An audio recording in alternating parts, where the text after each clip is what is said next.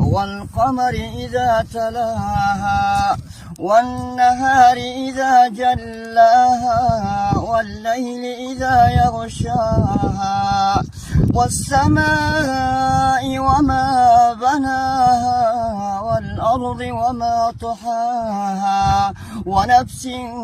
وما سواها فألحمها فجورها وتقواها قد أفلح من زكاها وقد خاب من دساها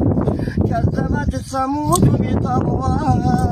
إذ انبعث أشقاها فقال لهم رسول الله ناقة الله وسقياها فكذبوه فعقروها فدمدم عليهم ربهم بذنبهم فسواها ولا يخاف عقباها صدق الله العظيم.